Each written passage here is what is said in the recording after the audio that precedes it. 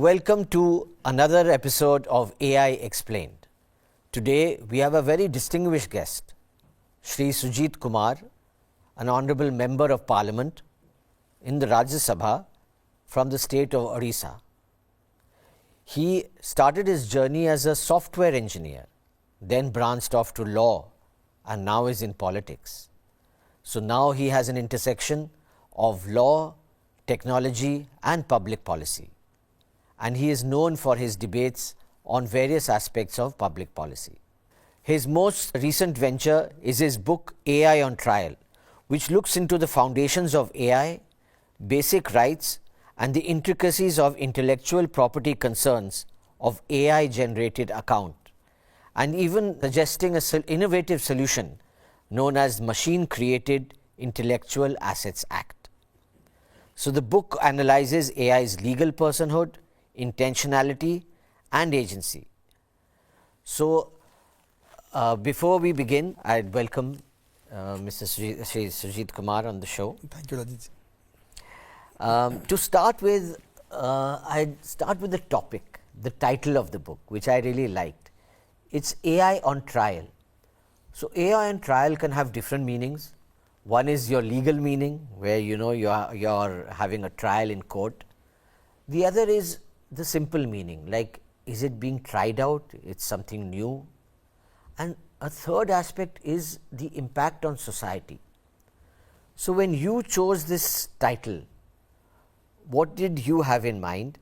And could you also, for our viewers, just take us through briefly the structure of the book? Thank you for having me on this show. And at the outset, I would like to profusely thank the Hon'ble Vice-President of India for releasing my book. It's an honor, and also to the learned Attorney General of India who has written the foreword to the book. To answer your query, it's actually a mixture of all three. So when we were debating what the title of the book should be, the book basically explores the legal liabilities and accountabilities of AI models, AI systems. Because AI is now all pervasive, and increasingly we'll see that there will be legal challenges, issues of liabilities, issues of culpability. So AI, just as any other person or an accused, is put on trial by the court. So AI systems and models also increasingly will be held to account by our governance regulatory mechanism or by the judicial mechanism. So the first aspect was certainly there. The second aspect is there are issues pertaining to transparency, fairness, equality, ethics, data privacy, which are now going to be more and more relevant. So they will have huge repercussions to the society. And then that explains the third aspect. And the second aspect was, yes, the mixture of these two. Your query actually covers all the three aspects that were considered by us when we were debating the title. So a little about you personally before we come on to the book, that you had a distinguished career as a lawyer, academician and member of parliament. What were your diverse experiences and what unique insights did each of these roles bring to the book? As you pointed out, I'm an engineer turned lawyer, and I started my career with Infosys Technologies Limited as a software programmer, as a coder. So I spent the first couple of years of my working life as a coder. So and the end of the day, what is an AI model? An AI system or an AI model is at the end of the day line of codes. So it really helps to understand technology from a legal aspect when you have that technological background. And then I shifted my career to the legal field, and even beyond AI, there are other aspects, many emerging areas of technology, whether it's IPR or whether it's telecom law or whether it's machine learning or even crypto, which really my technical background has really helped me in not only understanding this but also applying this in my legal profession. And the book, which is basically at the intersection of law, technology and public policy, and I have all these three careers. So it has really been very, very helpful. My technical career as an IT engineer, my current role or hat as a member of parliament, as a legislator, and also as a lawyer, they have all come into play in giving shape to my ideas that are reflected in the book. Yes, that's where you're unique, to have all these three rolled into one.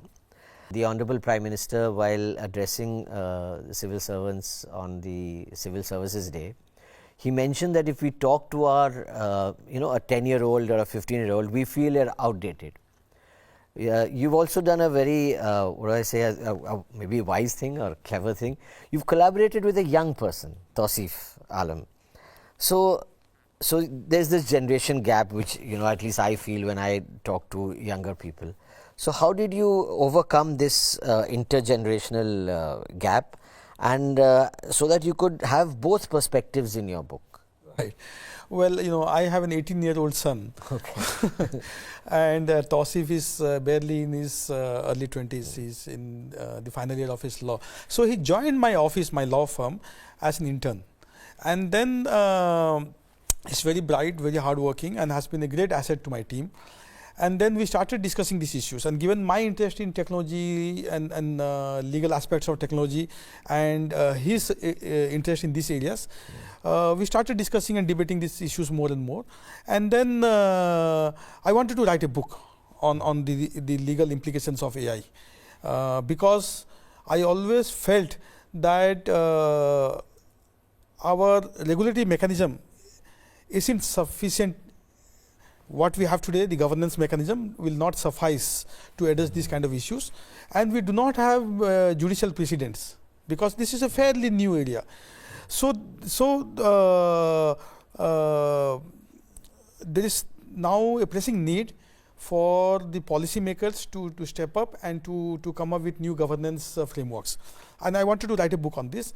And then Tausif assisted me with research, with brainstorming of ideas, and there was a bit of generation gap that always is there, but I also teach in many universities both in India and abroad, and I always feel more energized when I am in the classroom teaching to students, interacting with young minds, because that makes me feel younger myself. So it was a great experience, but I think at the end of the day, you are working on a project, and you need to respect each other. So I respect his youthful enthusiasm, he respected my experience, my age, so it was a good collaboration. So Honorable Vice President launched your book, and he also has, he's also from a legal background and has a lot of views on the legal framework. So what does his endorsement signify, and what kind of legal framework are you looking at? Well, as I said, I'm deeply honored to have the Honorable Vice President launch my book and recommend the book actually. Not only is he a successful politician and now the chairman of Rajya Sabha and ex officio the Vice President of India, but he is an eminent jurist himself. He has been a very successful lawyer with a large standing at the bar, in the bar. So coming from him, it's a huge endorsement. AI on Trial is a fascinating, illuminating book on a subject of huge contemporaneous relevance. Artificial intelligence invasion, incursion in our daily life is being felt by all of us. Its seismic impact is on every part of our activity. Disruptive technologies, artificial intelligence, Internet of Things, blockchain, machine learning, used to be just words, but now artificial intelligence is the buzzword. He understands the legal concepts. He understands what the book is trying to convey. He immediately grasped it. When I discussed this book idea with him and requested him to bless the book, he immediately got it. because there are some ideas in the book. For instance, you spoke about machine assisted intellectual property class. So as of now, we know copyright, trademark, patent, GIs. These are some of the intellectual property assets that we know of. But what is how will you bracket an AI generated output, whether it's a text or a video or an image? Where will you bracket it? Where will you put it? There's no asset class as of now. So my book actually, comes up with this provocative idea of creating a new asset class. Similarly, today AI is not a person, and as per jurisprudence, yes, only a legal entity can be, only a personhood can be prosecuted or can be given some relief, right? Whether it's a human being or whether it's a trust or a company, but in case any autonomous machine out of design or because of negligence commits an error or commits a sin or a crime, who do you punish? Because the autonomous machine is not a legal entity.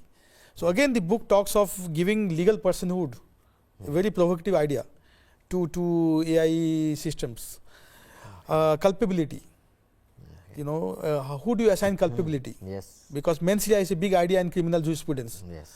So whether the machine had a guilty mind or not, attribution of motive. So this kind of issues, are explored in the book. And during the launch of the book, Hon'ble Vice-President spoke of these issues. And the book actually has many case studies, real life case studies. And Hon'ble Vice-President spoke of some of these examples. And because of his legal background, because of his sharp legal acumen, he immediately understood the need for such a, and because he is also the chairman of Rajya Sabha, and because parliamentarians are grappling with this kind of issues, because policy makers have to understand these issues and have to come up with solutions. So he immediately understood that interplay between technology, law and public policy. Okay. So for our viewers, could you just elaborate on one case study, for example? Sure. In fact, there are a couple of case studies in the book. One which immediately comes to my mind is a tragic one rather. In October 2024, a teenager in Florida committed suicide. So basically the teenager befriended an AI chatbot called character.ai, made friendship with the chatbot, and the chatbot kept assigning tasks to the teenager, which he did complete. And then the chatbot urged him to commit suicide, which he did. And the mother, which is so tragic, and the mother of the child has now sued this AI chatbot. So abetment to suicide is an offence in almost all the jurisdictions. Yes, yes. In India also we had section 306 of IPC, which punishes abetment to suicide. So in this case, who do you punish? Because the AI chatbot, character.ai, is the name of the chatbot, is not a legal person. Yes. That's an example. There's another hilarious example of ITAT Bangalore bench. Recently, they used AI tools I heard about to come this. up with a judgment. Yes. Citing 3 Supreme Court judgments and 1 Madras High Court judgment. Yes. The funny part is that the parties were non-existent. Right. The judgments were non-existent. Right. There was no such matter in the Supreme Court or in the Madras High Court.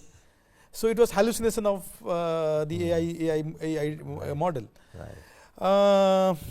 There's another funny example of a robot in China, actually a senior robot, motivating 12 junior robots to go on a strike. Oh, yes, okay. it happened. It happened in Shanghai. Okay. So this is the first example of a robot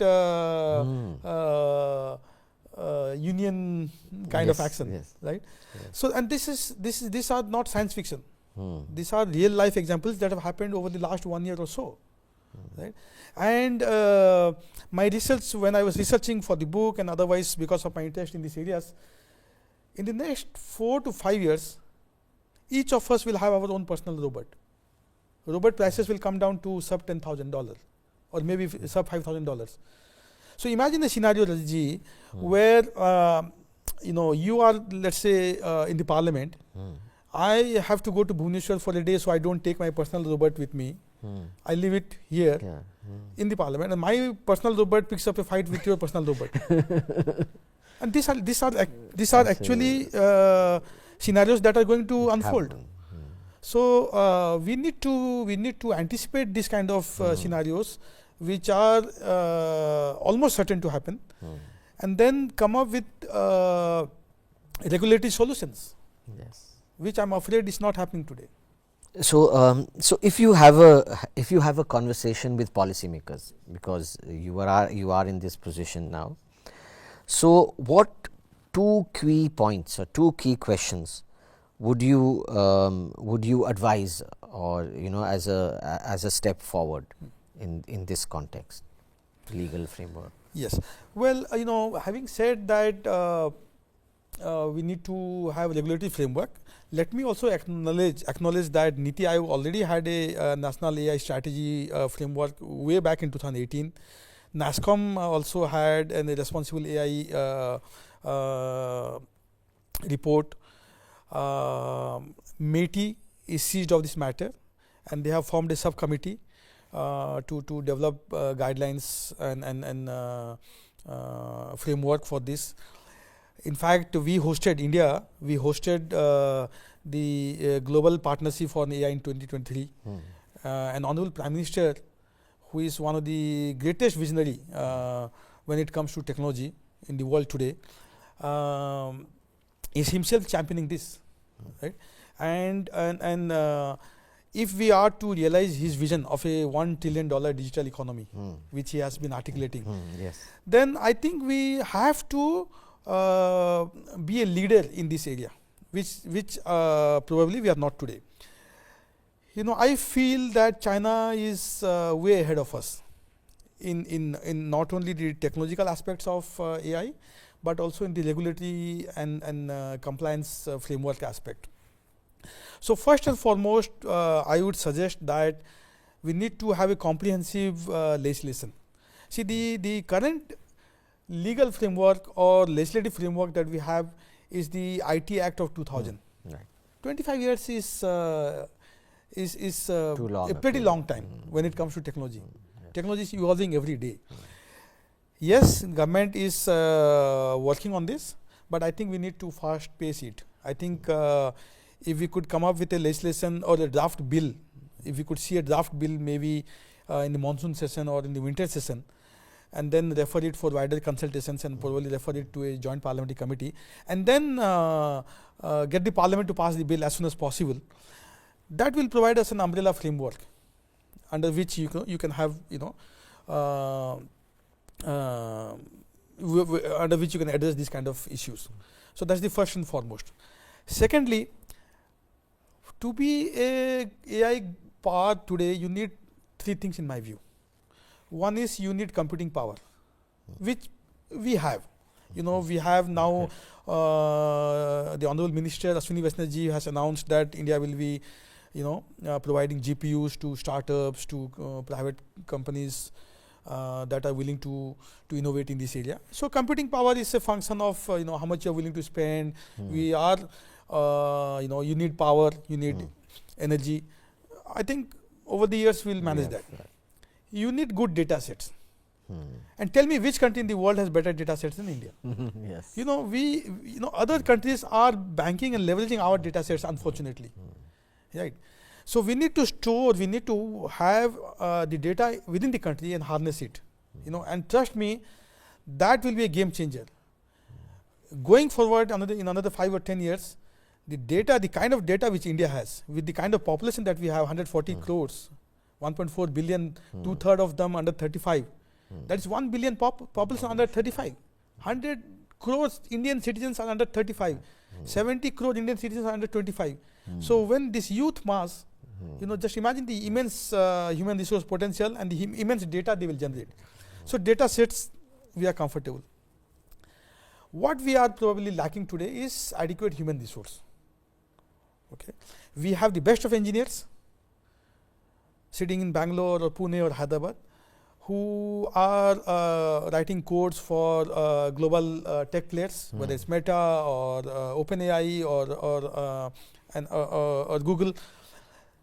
But we need a huge workforce of skilled personnel who understand AI, because it's whether you agree, whether you like it or not, it's going to affect jobs. It's going to revolutionize almost all the industries.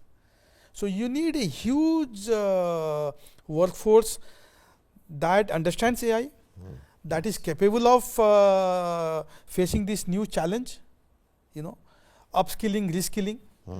And I think that's where we need to really ramp up our efforts. So my advice as a policymaker to the government would be to focus on this, computing power, which we are doing. Data sets we already have. Now how to clean up these data sets and leverage the data sets within the country. Now thankfully we have started compelling companies to have their data servers within the country. And thirdly, human resource, skilled human resource. That will be a big USP. So this is probably my my suggestion to the government. But I must sincerely compliment Prime Minister Modi and his team. No other probably world leader today understands technology as he does. So we are in better hands. Yes. In fact, in the summit, AI summit, Honorable Prime Minister also talked about ethical AI. Yes. So that is also something that we need to explore. Right. So what in your opinion are some of the most pressing legal and ethical dilemmas? So you have ethics and you have law. Absolutely. So in AI, how is the intersection? Well, it's actually a very thin line. It's a fine balance. Often there is an overlap between morality, ethics, and law. I give the example of the teenage suicide. Yes. Such a tragic case of a young life being lost. So it's a legal issue. It's an ethical issue as well. Now, as they say, garbage in, garbage out. An AI output is dependent on the data sets fed into it. The kind of data sets, billions of data fed over a period of time, that actually determines the output. Now you have scenarios where in the US and many AI systems have been sued in court, where there was bias against African American. Okay, because the data that was pulled by the AI systems largely had African American have poor IQ, they are less hardworking, which is so untrue. It's like racism to the core. Yes. In India also, like you have caste biases. Imagine you have caste biases, and tomorrow we build a model or a system which pulls data that this particular caste or this particular community is less hardworking or less intelligent. So this kind of biases are there in the model because of the data that is fed into it. So these are issues which are not only legal but also unethical or has moral implications.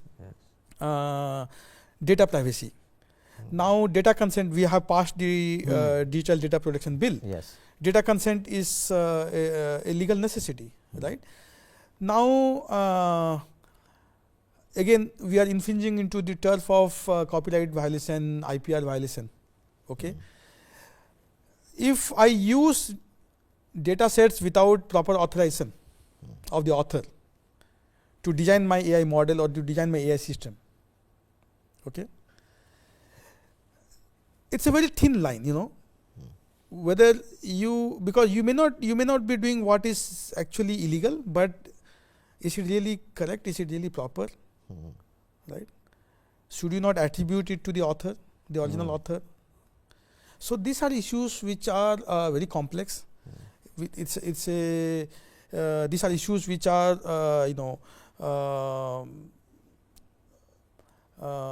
revolving around issues of morality, ethics, and law. This is why we need a comprehensive legislation. We need a framework which will adequately address these issues of legality, of morality, and ethics. So I'd love to go on and on, but we're running out of time. So I'll combine my last few questions into one. Sure. So it's in the context of Viksit Bharat. After all, we have a vision, the Honorable Prime Minister's vision of Viksit Bharat 2047. So I'll make it twofold. So one is how will AI help us accelerate towards Viksit Bharat 2047, and how do you resolve the maybe not real conflict but a perceived conflict between regulation and innovation? Because many times, there's this feeling that, there's too much of regulation and that, curbs innovation. So in our vision of Viksit Bharat 2047, where do you see these aspects? Right.